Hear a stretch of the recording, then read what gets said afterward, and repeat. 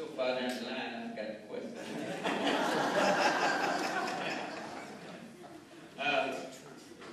Oh, truth, okay. Oh, okay. I was just turned on to the nice book I sent you on Ashford. Two books. This is a true story in West Virginia. Horseness Tunnel, talking about 6 miles from where I live. And those are the truth kind of stories. Oh, those are the truth kind of stories. And I also was turned on to a book by Danny Boyd.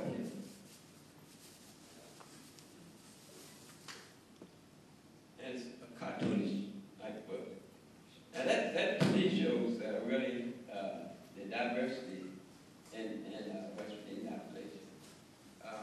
You know, my wife and I, we just moved back from Tennessee to move back to the hollow I was born in.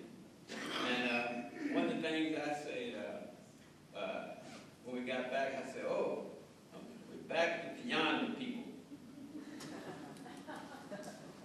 So we know that Tennessee too. I know some say yonder in Tennessee too. But in there, you know, we say, oh, up yonder, over yonder. You don't get that in Atlanta. Or Cleveland, Ohio. So we definitely have Appalachian, what you call it, stories and dreams and stuff to work from, you know. And I lost my thought again. When you get to be 72 years old, you get oh, look at that. But anyway, I think that West Virginia is distinctly has its own story, its own language, its own people. But you have to dig for it, you know, not land on the table. You really have to dig for it. Else you come up with a blend of Appalachia as opposed to West Virginia.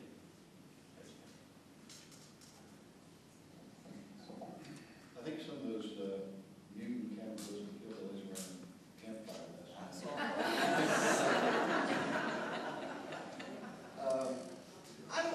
I mean, yeah, the JT Wood thing was pretty bad. I don't see that happening a lot. I mean, people don't try to represent themselves. Not very often do people try to represent themselves as Appalachian authors. Because they know, you know. I mean, they know that we'll smell them out. I mean, it's pretty easy to do that. So I think the things like The Wrong Turn, which is just, you know, it was perfectly shot in Canada. You know, why not? I mean, it had nothing to do with those things. So let those people exploit themselves. You know, they're not trying to represent themselves as writing from our point of view, writing with our voice. I don't think they try to pull it off. They're not going to play with it. As some of you know, I have 2 sisters, and we are the Moran girls, and we really do try to sort of function as this unit. And we do very odd and unusual things that perplex people outside my family. But one of the things that we did once was we decided we were going to have a competition, pencils ready. How many different ways have you taken communion? And we started writing, okay? And it's like, did you take it sitting in your pew? Did you take it on a kneeler? Did you take it at the altar? Did you take it in the first pew? Did you take it with crackers? Did you take it with leaven? I mean, I'm sure everybody in this room can sit here and play this game. And to me, the ultimate thing is, we were all still taking communion. We were all doing something that, at least in a Christian tradition, we want to think is something that binds us together as a group of people, and we want to honor that. Whether we do that standing up, sitting down, kneeling, you know. And to me, that's what I think sometimes gets lost in the fight for what is the. But I also think that having I would rather be told, and this is just maybe because I'm contrary, but I would rather be told what Appalachia is from somebody who isn't from here and prove them wrong than to have them not think about us at all. Because I can take it, I'm willing to fight till the last dog dies, but I'd rather, the worst thing for me is that nobody cares. So that's mine. Well, just a couple of things that we've almost got telephone going here. Down. But first of all, an aside, I wanted to mention to Daniel, when he's talking about his professional wrestling. Everybody chuckles. I'm sorry. That is our classical drama. That is our kabuki. All right? It is. It is what embodies our American values, not Appalachian. But I want to just quickly go back to what Irene started. You know, when you encounter that thing in fictional or poetry or anywhere that's dishonest, and this is an admittedly vague usage of the term, but like you smell it, you know it.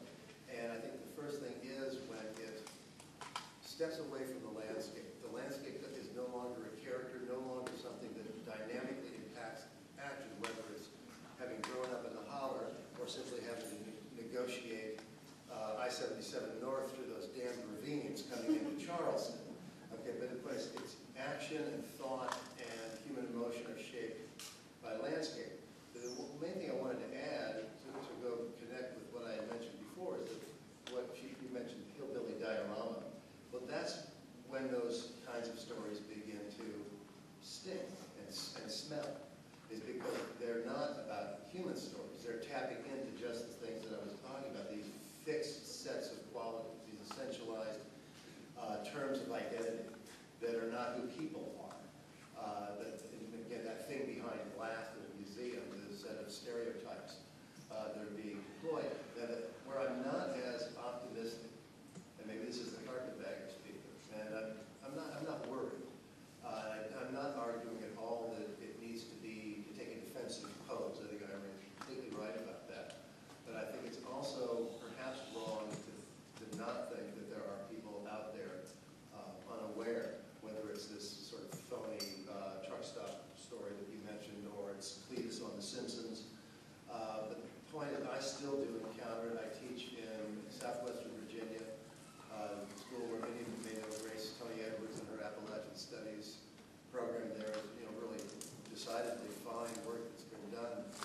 But where I see it is when I see the young student come into a classroom and see them fighting with their Appalachian accent, trying to squash it, hold it back, embarrassed by it. Radford University, where I teach, actually offered classes in elocution to get rid of just that accent. This is a bit of one. Grace Edwards would kill anybody who tried to suggest that now. But the point is, it is still there. People pulling back in some ways. And so some of those things that I'm laughing about being behind glass in a museum diorama, some of them are still unleashed as aware of that, being out there and not let those. And those we tend to hold in common, I think. And let's keep in mind that in West Virginia, the word story is synonymous with lie, because we don't like to call people liars, so we'll say you're telling stories.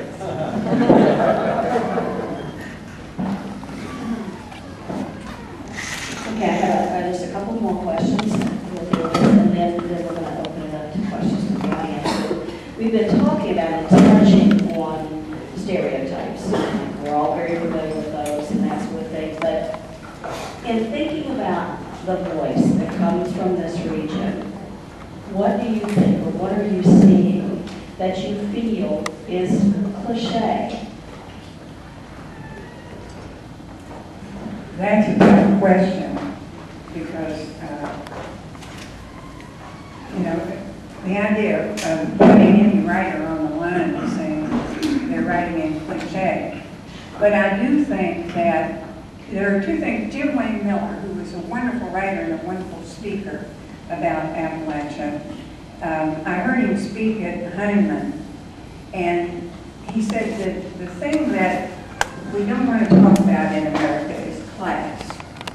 He said we can talk about anything else. We can talk about incest and child abuse and everything else you can think of. We get up in public and talk about it, but we don't talk about this glaring absolute reality of being class. And when you're talking about class, you're talking about money, and you're talking about poverty. The second thing is gender. Those two things, class and gender. And I think they're pivotal because they're relevant to this moment that we live in Appalachia, and they're potentially relevant all over the country. And a lot of writers I admire tackle that. Jane Ann Phillips, I think, writes very well about class. Many of the characters in her novel, the mother figures aspire to be upper class, are always trying to say, oh, you know, you don't want to do it like the trashy people do, and so on and so forth. And gender is certainly very, very important in Jane Ann's work. Class and pancakes work is a key element. And also money, poverty, which is part of the class distinction, is a big part of her last novel, Strange as This Weather Has Been, which, by the way, is a novel I admire to the heavens, because she is willing to give her talent to something that she knows is absolutely crucial for all of us right now, mountaintop removal. And she does this in an artistic and beautiful way. So it never is preaching. The characters are always foremost believable, wonderful, engaging characters, strong story, real sense of place. So that's the kind of work I'm admiring. And that's work that I feel is genuine and deals with things that could be stereotypical, but in a way that gives them, as Gretchen said in her workshop, dignity, that gives them dignity.